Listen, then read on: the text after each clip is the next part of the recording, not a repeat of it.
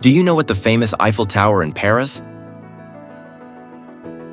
the Plaza España in Seville, the one that appeared in Star Wars, and the Atomium in Brussels all have in common?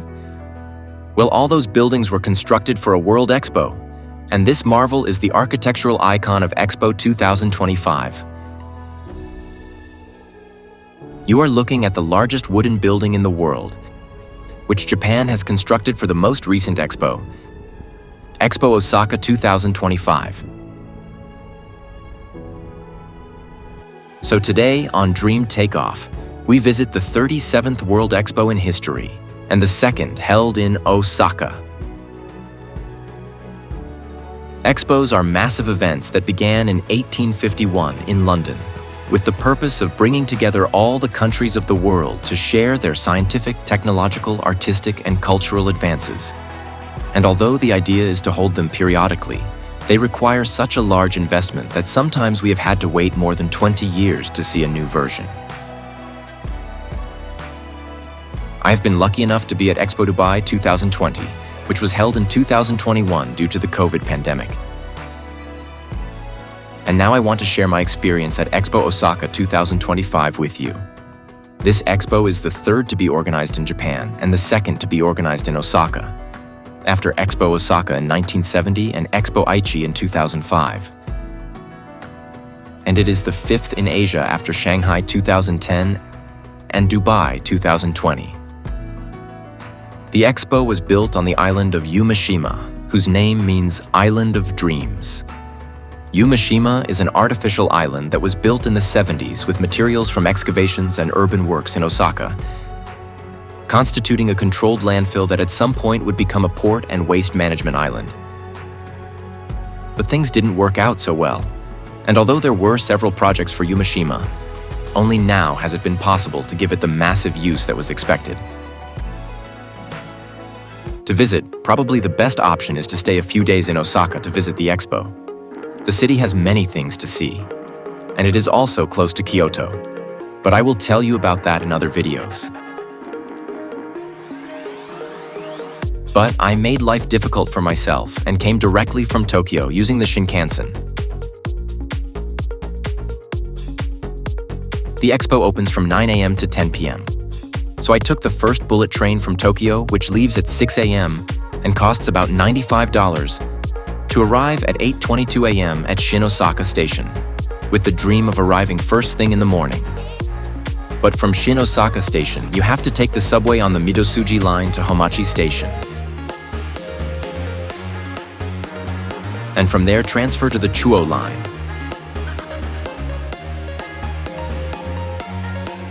To finally arrive at Yumeshima Station, where the expo is located. The journey takes about 50 minutes. But I made a mistake that I want to tell you about so you can avoid it. Since I'd planned to spend a few days in Osaka, I came with my carry-on suitcase thinking I could leave it in a coin locker at Homachi, the transfer station I mentioned, which was also close to my hotel. Then, at night, I would come back for it. If you didn't know, Japan is full of coin lockers and they are super safe. And everyone in Japan knows that too. Everyone uses them. During the days I was in Osaka, the coin lockers at massive stations like Homachi or Namba, although there are many of them, were always full and it was impossible to use them. So I had to go with my suitcase all the way to the expo itself, where there were also coin lockers in this sector behind the ticket office. But my suitcase, even though it was small, did not fit in the lockers and was left in a kind of custody, in the same place. Still, very safe, very Japanese. It should be mentioned that my decision to bring my suitcase would end with the poor thing being totally lost a few days later. Not the expo's fault, but mine. But that is another story.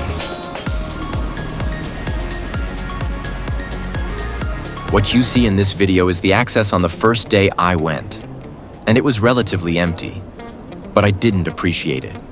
I came back the next day and it was packed, so it took me much longer to get in, more than 45 minutes, which made the dream of entering first thing in the morning an impossibility. Fortunately, I went with a friend, and the conversation distracted me. What prevents everyone from entering faster, more than the ticket check, is the security control. So if you manage to come, be patient and follow the rules. And after a while, we could finally enter the expo.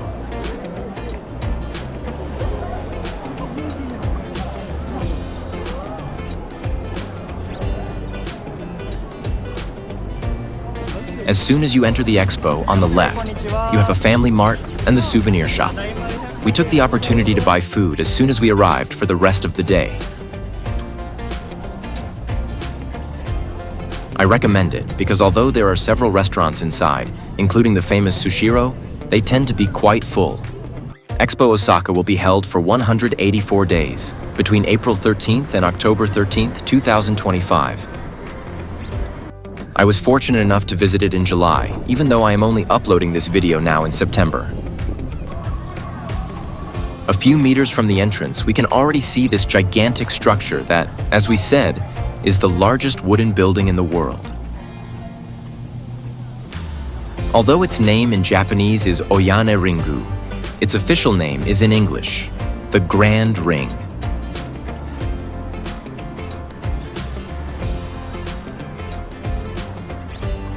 The statistics of the wooden ring are impressive. 615 meters of internal diameter, 20 meters high, 30 meters wide, constructed area of 61,000 square meters, and about 2 kilometers in circumference, which makes it an elevated path that connects and surrounds the entire expo. Well, almost all of it, because there are some pavilions that are outside the ring. From here, you can take a tour that allows you to see all the installations, but also look outwards, towards the Osaka Bay.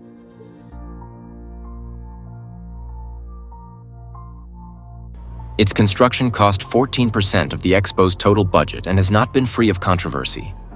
That, although it is partially reusable, it is assumed that only between 200 to 600 meters of the structure will be preserved, which is still a shame. To organize this expo in November 2018, Osaka competed against Yekaterinburg in Russia and Baku in Azerbaijan, and almost competed against Paris, which was the first interested party, but withdrew before the election. Azerbaijan was eliminated in the first round, and in the second round, Japan beat Russia with 92 votes against 61. Today, it seems crazy that the expo was almost held in Russia. But at that time, before the war, it was totally possible. Those were other times. The theme of the expo is Designing Future Society for Our Lives, and it has 3 thematic areas: saving lives, empowering lives, and connecting lives. Among these areas, we find different types of pavilions. There are the Type A pavilions, large ones, with architecturally designed buildings constructed by each country, which also have their own museography and logically are the most expensive. More than 40 countries have this type of pavilion, and Latin America, for example, has 2, Brazil and Colombia. Then there are the Type B sheds, with external structures resembling a warehouse that were provided by the host, that is, Japan, but which were internally adapted and decorated in a personalized way by each country. Furthermore, they are smaller than the Type A ones. Examples of these pavilions are those of Chile and Peru. And then there are the commons, which in 5 larger sheds bring together multiple countries that instead of pavilions have something like a stand. All the other Latin American countries and most African and Oceanian nations have this format. Among all these spaces, the Expo has the participation of more than 160 countries.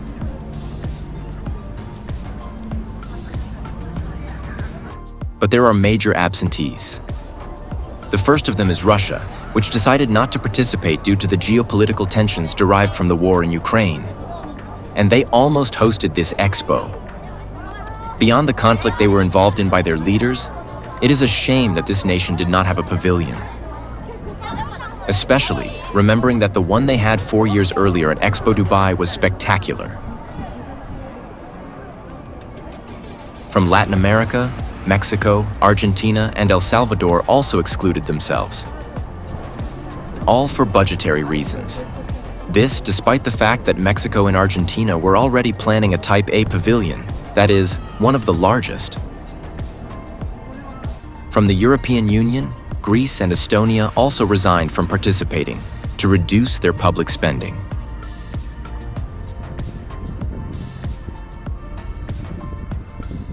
One questionable thing about this expo is that several pavilions required a reservation, including the hosts, which I believe was a mistake,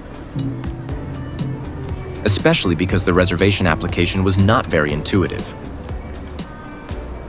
For the same reason, I only visited pavilions without a reservation. The first was the United Arab Emirates one, because it was one of the closest to the East Gate entrance.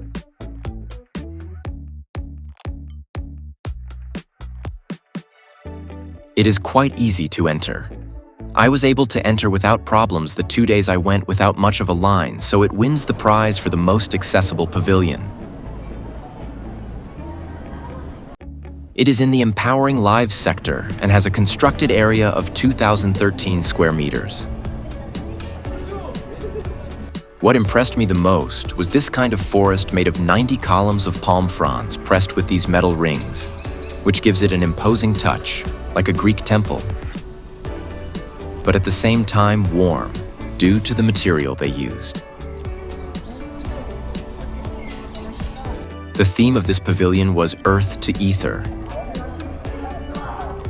and it seeks to rescue both the Emirati heritage and history, as well as the technological and innovative stamp that the country now wants to take on, and which is evidenced, for example, in modern elements such as this screen of mobile panels.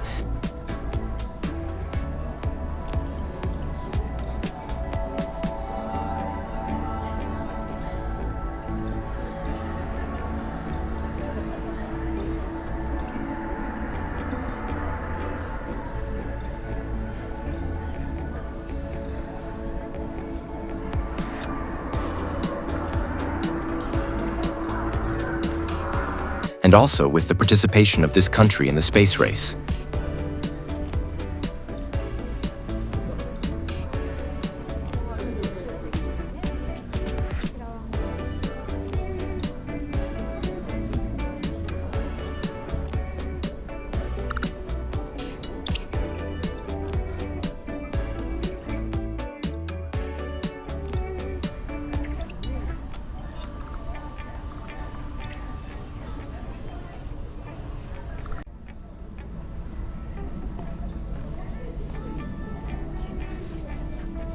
Then I went to the China Pavilion, which was my favorite, among those I was able to tour.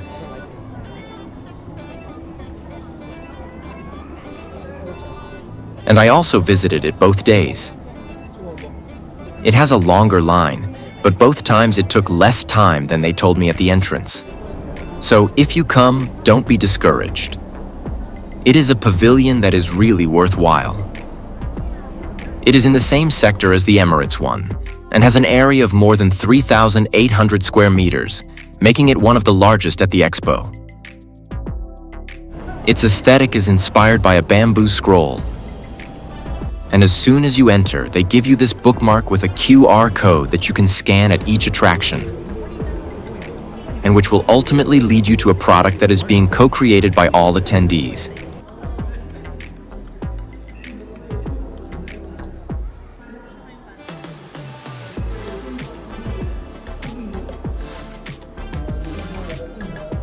The downstairs floor has this enormous screen that shows a digital artwork called The Unity of Heaven and Man, which illustrates the 24 solar terms in the cycle of life.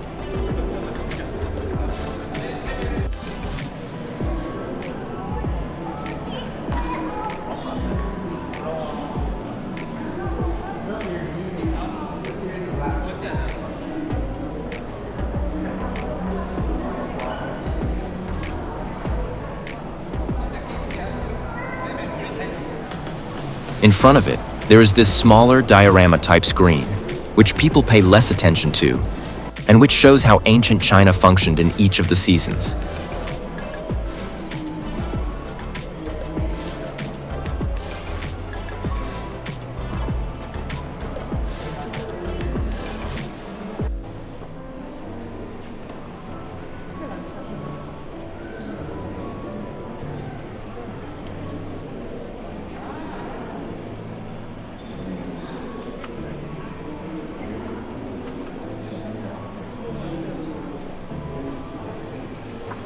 Something that I loved is that the pavilion is full of details, like this poem that is projected on the wall but travels letter by letter across the floor.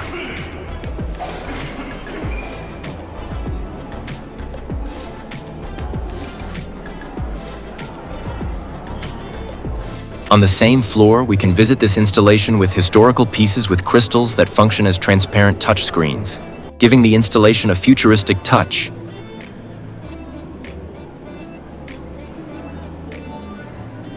And which, if replicated in museums around the world, would make them much more entertaining.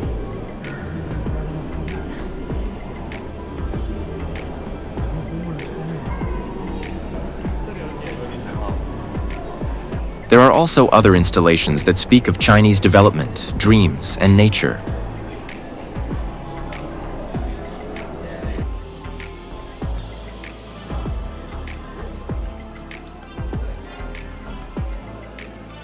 And on the first day, I also came across this live presentation of their culture, but it wasn't there on the second day.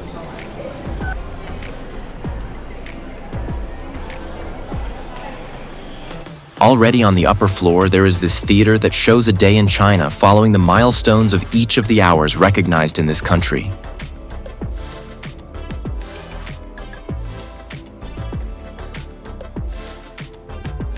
Here I speed up the video a little so you can see more. But the auditorium shows images of China's intense life in each of its double hours. In case you didn't know, in China the day is divided into 12 two-hour periods. We could start with the ZI hour, which ends the previous day and begins the new day, since it would go from 11 p.m. to 1 in the morning, and advancing until the high hour. Each hour is equivalent to 2 hours of international time. But also to an animal of the Chinese zodiac. Did you know that? Well, I didn't. Now I discovered that I was born during the Wei hour, the hour of the sheep, which doesn't explain anything to me, but I will use it to break some tense silence at some Christmas dinner. And then we arrive at the pavilion's jewels, with these samples of lunar dust extracted from the near side and the far side of the moon. I couldn't differentiate them much, but I was very struck by how dark both samples were. And to finish, we can scan our QR code, which has recorded all our activity in the pavilion, and which from it generates a figure that is added to this great representation of a city.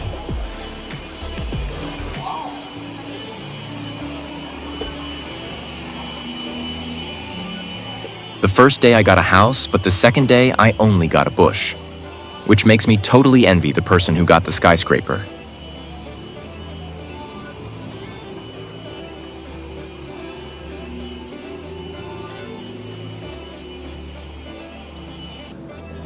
A last piece of information is that if you want this pavilion stamp, whether for your passport or to put it on a sheet of paper, you can take it from the store at the end. Or when going down this staircase that takes us to the exit. Here you can see some people taking the pavilion stamp.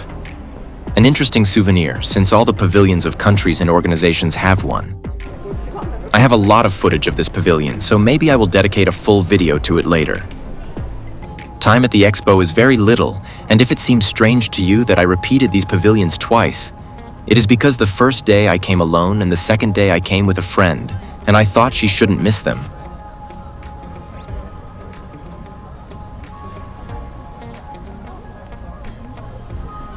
But there are other pavilions that I saw only once.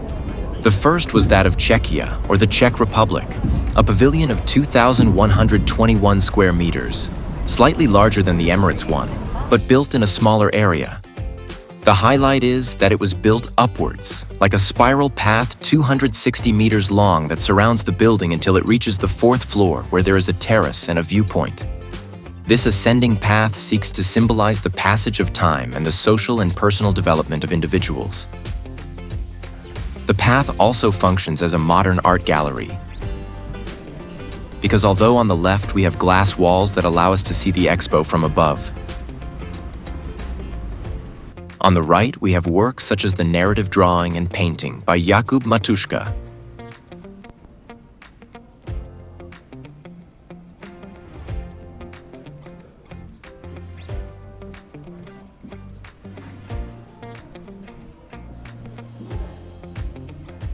A bronze sculpture by Alphonse Mucha.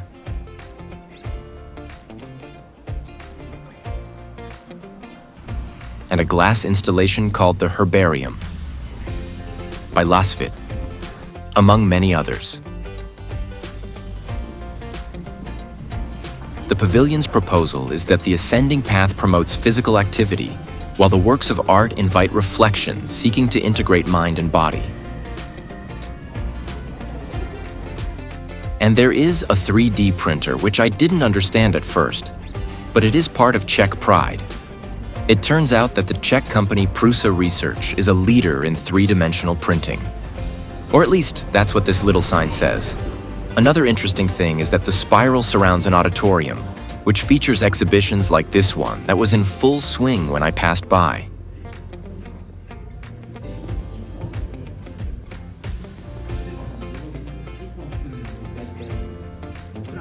And don't leave this pavilion without seeing its terrace.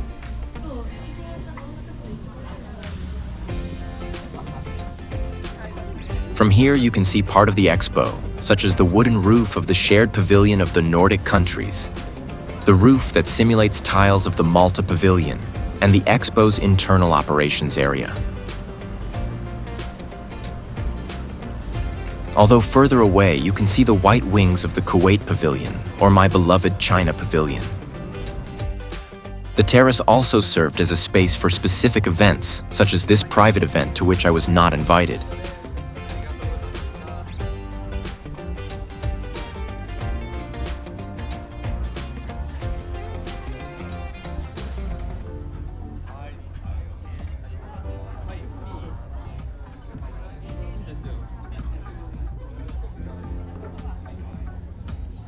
The other great pavilion I visited was Malaysia's.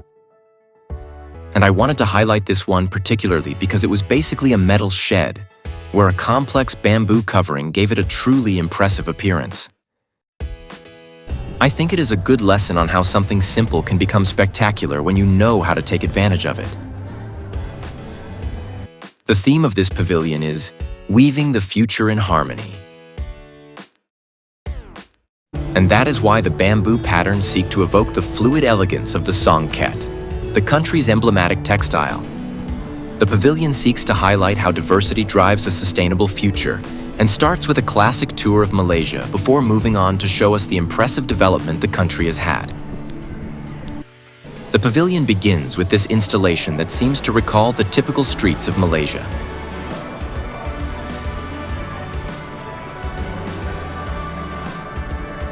Including the street food stalls, which in this case use these realistic reproductions of food made in wax that are so typical in Japanese restaurants.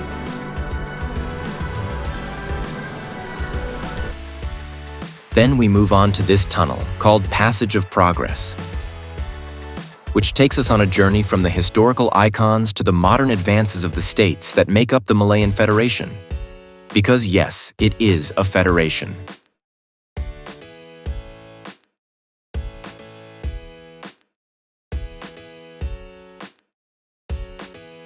And finally, we reach the jewel of this pavilion, the Tree of Harmony. This 10-meter-high sculpture, made of bamboo and rattan, was created by the Malaysian artist Red Hong Yi. It represents a tree with 270 rattan leaves, crafted by indigenous artisans and hand-dyed by them.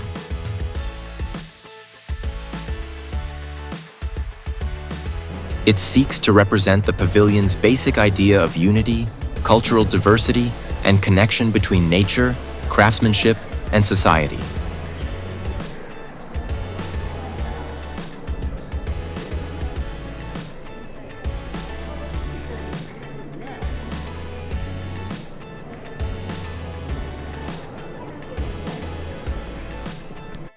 Its location is also not random, as it is the axis that connects the upper floor through which we entered the pavilion with the lower floor.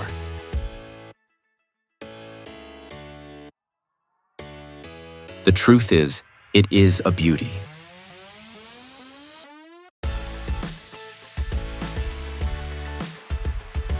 But before going down, Malaysia reminds us that it is not just craftsmanship.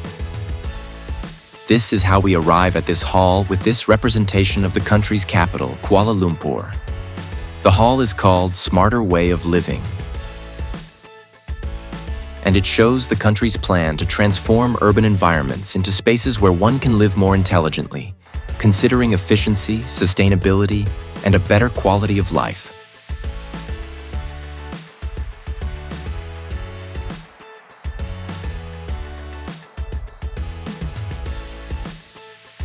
Then we move on to see this cartoon of a family that recycles old clothes to obtain thread and weave new clothes.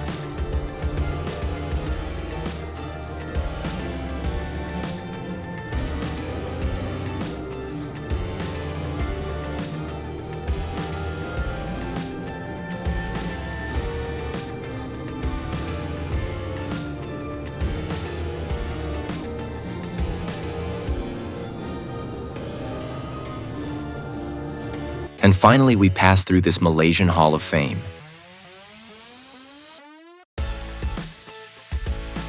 And that would have been everything. But we were lucky enough that just as we were leaving, we ran into this group showing typical Malaysian dances. And I don't know if it was the same for you, but sometimes the music sounded very similar to typical Latin American melodies to me. A tremendous closing.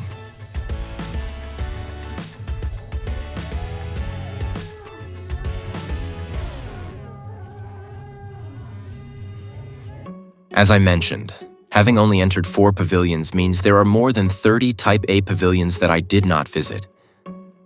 Among those, several are so attractive on the outside that even if you don't enter, it's worth going to contemplate them. One that has been mentioned by several is the Philippines, with a rattan woven covering following the metaphor of weaving in community, very much in line with the Tree of Harmony in the Malaysia Pavilion. Although its colorful outdoor seating is also responsible for its fame. Turkmenistan's, for example, stands out for its fluid style and 2 enormous screens that give color to the white building. Another visually impactful one is the Portugal Pavilion, with the theme, Ocean, the Blue Dialogue. It has almost 10,000 suspended ropes that sway in the wind, creating a truly living and changing volume. Australia's, which seems to bring the bohemian and relaxed vibe of its country, is inspired by the eucalyptus flower and was built with repurposed materials from events like the London and Tokyo Olympics.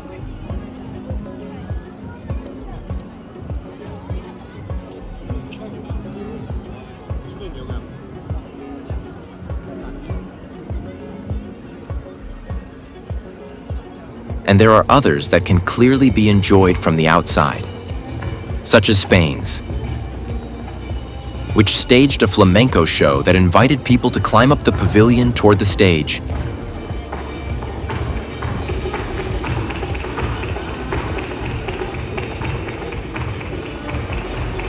And could even be enjoyed from the Grand Ring.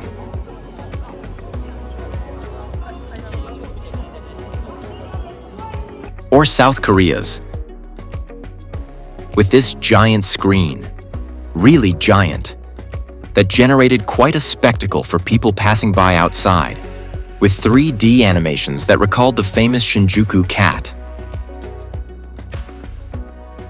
I also took this video from the Grand Ring and increased its speed because the visual spectacle was somewhat extensive.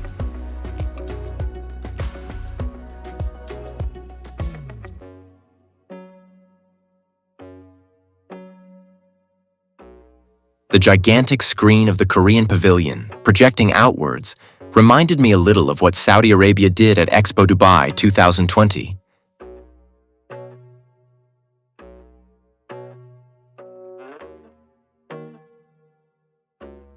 And speaking of Saudi Arabia, this time it set up an impressive pavilion, but more discreet than at the previous Expo. Finally, the last Type A pavilion that I would like to mention is technically not from a country, but I think it is a good idea. Do you remember that I told you that the Type A pavilions were expensive and some countries dropped out of the Expo due to costs? Well, 5 rich countries decided to avoid waste and create one jointly. This is the Pavilion of the Nordic countries, which brings together Denmark, Finland, Iceland, Norway, and Sweden. It is an effort to highlight the simplicity, functionality, and sobriety that unites them. The building was constructed with Japanese cedar wood and is completely reusable. It would be interesting to copy the idea, but now it seems that in the world it is more fashionable to seek conflicts than consensus. You might think that since I only visited 4 Type A pavilions, I didn't get to see anything at the Expo. But that is not entirely true. Remember that there are other types of pavilions, like the Type B ones. Here, for example, I visited the Cambodia Pavilion, which seeks to give you an immersive tour of the country's cultural heritage and its modern aspirations.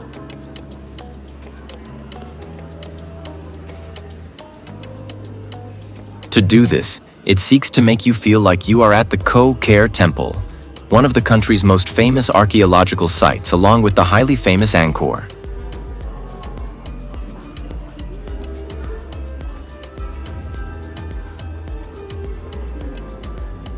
The giant screens, which are protagonists of this expo, just like at Expo Dubai, here transport you to the country's traditions and icons. And they are accompanied by pieces of its art and history, giving this pavilion a museum feel.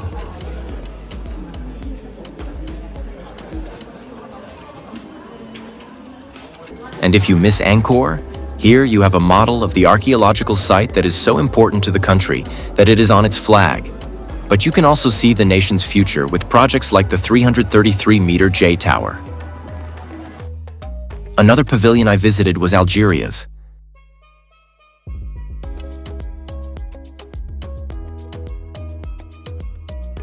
After a very colorful entrance, it gives way to this black enclosure that recalls a museum, and where display cases with pieces of the country's culture and screens that show the icons of Algeria's culture, nature, and history stand out. And as could not be missed, there is a room with a large screen that recounts milestones of Algerian history and also presents notable Algerians.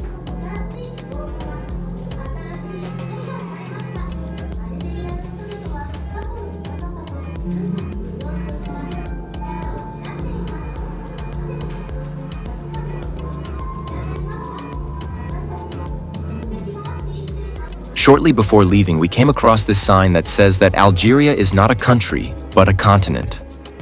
A popular phrase on social media that fits the largest country in Africa.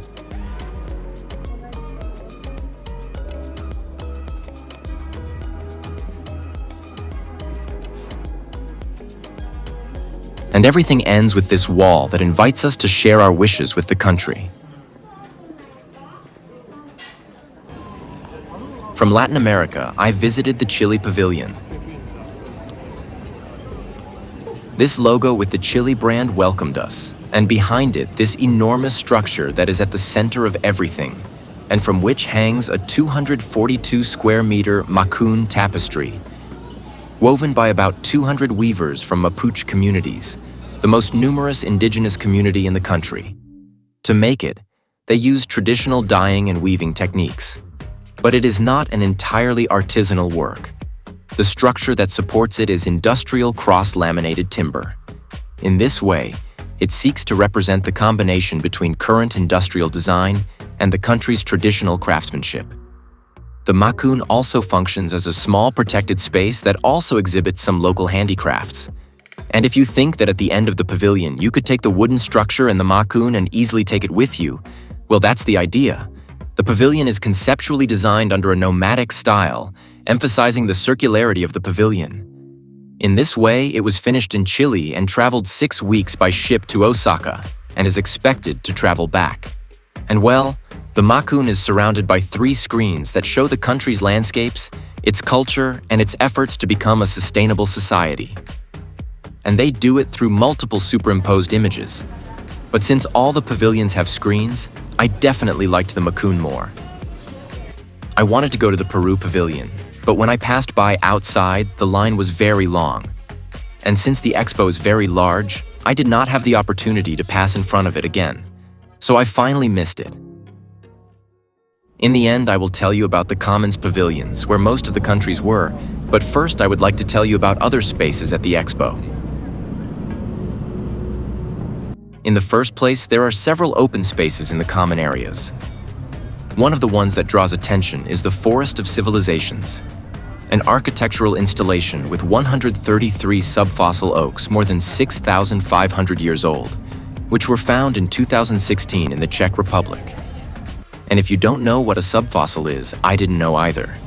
They are remains that did not complete fossilization, so they retain organic matter. At the end of the expo, each tree will be named after one of the participating countries.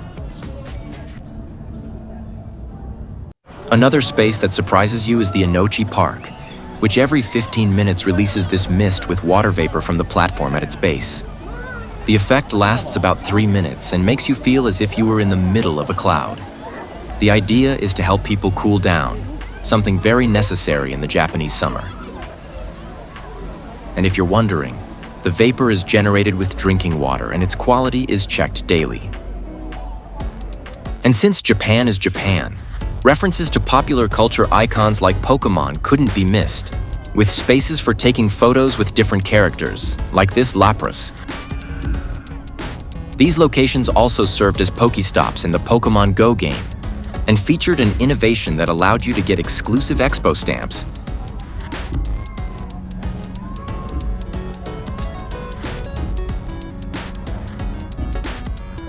And of course, catch some Pokemon.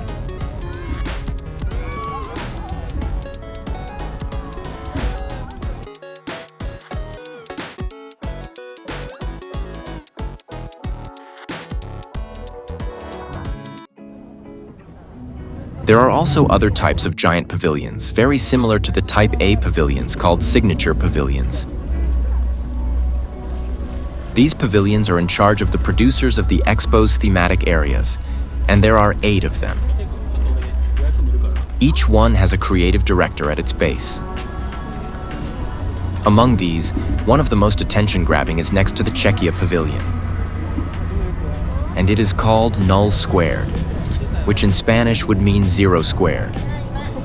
Although its creator, Ochiai Yoichi, says it should be read as Null Null. Its exterior is designed as a grid of mirror voxels that distort your image as you walk in front of it. Voxels, for those who don't know, are the 3-dimensional equivalent of pixels. Inside, one is scanned and confronts 3-dimensional avatars of oneself. There is also The Future of Life by Hiroshi Ishiguro. It is very close to the China Pavilion and stands out for these black walls covered by a subtle waterfall. Inside, they tell you how the Japanese attributed life to objects. Then they imagine a future in 50 years living with androids, and finally a future in 1,000 years, free of physical ties.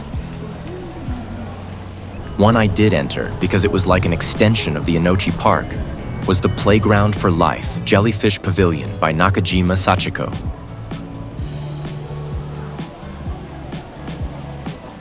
The space seeks to be open to all audiences, and it makes you climb a hill called Play Mountain.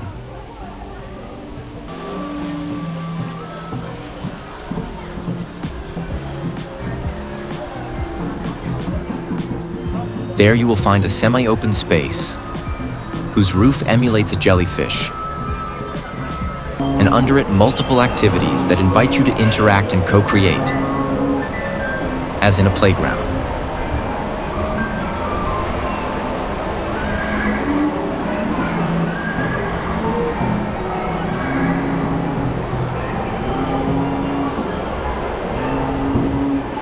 And beyond this precious space that highlights the Japanese talent for integrating vegetation and water into relaxing spaces, there is the Dialogue Theater, Sign of Life.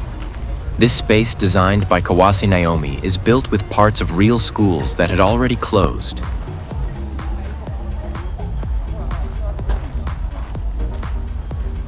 Based on the principle of continuing to use and value the things that served us for a long time. And now it's time to talk about the Commons Pavilions. There are 6 pavilions, numbered from A to F, in this format of an enormous gray shed that brings together most of the countries at the Expo. And another important piece of information: inside them you will find the best bathrooms at the Expo, just in case you need them. On their facade, you can find the flags of the countries you will find inside. And they range from the 3 countries you will find in Commons F up to the 29 countries in Commons A. To not make the video eternal, I will only highlight the countries that caught my attention the most. And I won't go in order. I will start with Commons C, because I wanted to highlight the Ukraine exhibition due to its concept. And I think that explained why it had the longest line to enter.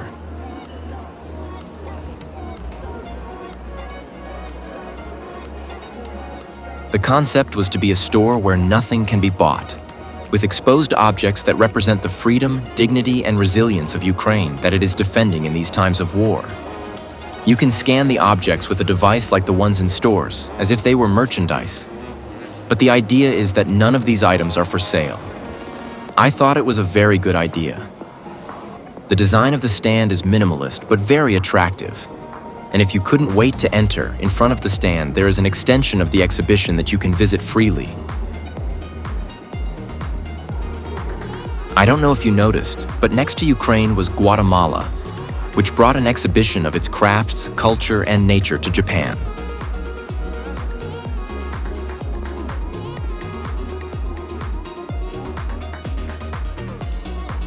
Thus, textiles, gastronomy, and archaeological sites seek to invite people to Guatemala as a destination of hospitality and living traditions. We also found Panama's, which on the outside had a small display of its craftsmanship. And on the inside had these 3 enormous screens with a single video that sought to generate an immersive experience in the Panamanian jungle, habitat of more than 300,000 species.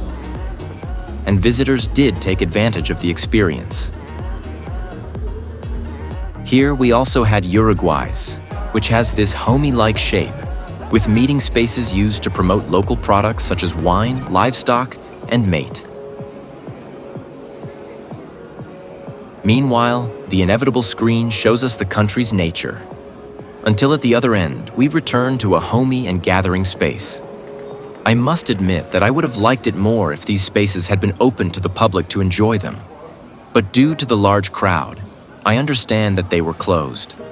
If you notice, the commons look more like individual stands, where some have a very simple structure but with interesting concepts. Others are elaborate exhibitions, and others try to generate an experience for the public, such as Montenegro's,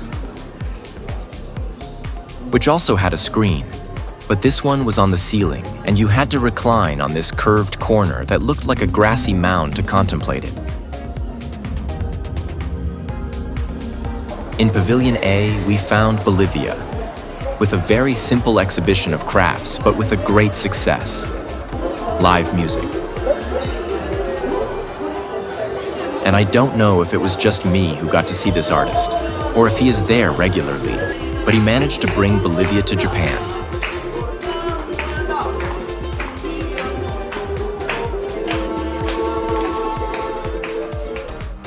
In Pavilion B, we found Paraguay, which organized its exhibition around the Japanese concept of ikigai, that is, what gives meaning to life, also with a display of crafts. At the back of the exhibition, it has a projection room with an inspiring video that tells you about this South American country.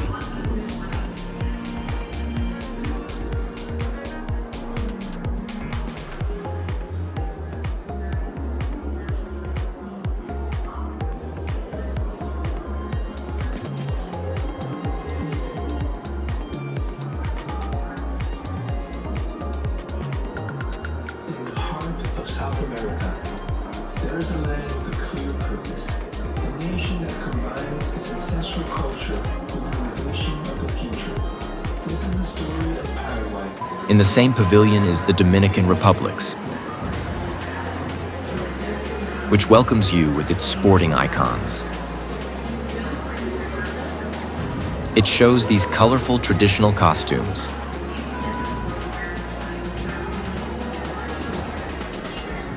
And also some local crafts. Its concept is hyper-connected, and it seeks to connect the visitor with the country's art, sport, music, and products.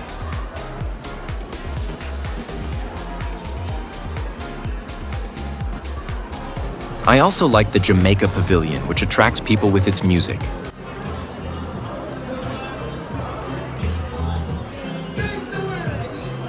Here it shows you its culture, its colors, and also takes the opportunity to boast that it is a world power in sports. Because where else are you going to boast if not at a World Expo? Finally, there is a last type of pavilion that I want to tell you about. The one for private companies, also called corporate pavilions. At Expo Osaka 2025, there were 13 pavilions, large, with their own architecture and museography, like the Type A ones. And they were dedicated exclusively to Japanese companies, such as NTT, Panasonic, Mitsubishi, Sumitomo, or Gundam. And this is not the first time that an expo has private company pavilions. In fact, since the famous Futurama City model that General Motors exhibited at the New York Expo in 1939, it has been common. Expo Osaka 1970 also had a Japanese company pavilion. And although companies from the host country are usually featured at Expo Milan 2015, there were companies from different countries. This time, we went to the pavilion of NTT, or Nippon Telegraph and Telephone, the fourth largest telecommunications company in the world, which had this installation of ropes that connected the ceiling and the floor. And when you touched the ones with the light-up base, they played a melody. Interactive and entertaining. It was our farewell to the Expo.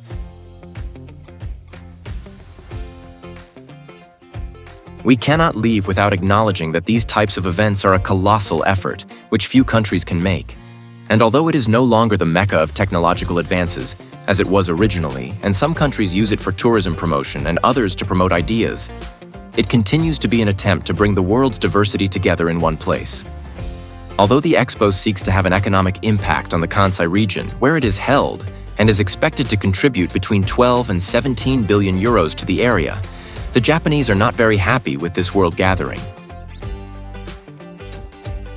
The majority disapproved of the use of public funds for the event, and according to several surveys, more than 80% of Japanese people were not interested in visiting it. But it's Japan, in the 11th most populated country in the world, with 123 million inhabitants in total. If only a fifth of the Japanese people visit the Expo, it would leave them quite close to reaching the 28 million visitors the event expects. About 150,000 people per day.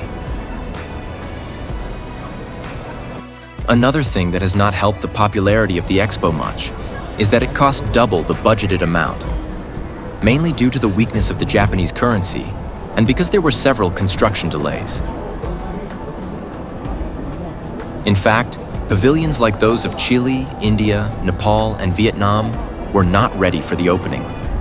Nepal's was the last to open and was only ready on July 19th. That is, after I came.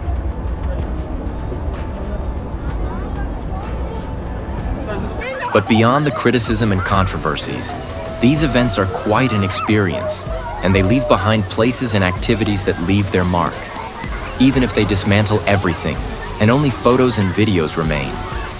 I personally enjoy them a lot. So even though the world is unsettled, I hope to be able to travel to enjoy the next one, which will be held between October 2030 and March 2031 in Riyadh, Saudi Arabia. I end this video by leaving you with another perspective of the gigantic screen of the South Korea Pavilion. Yes, there were many screens at this expo, but this one was one of the best.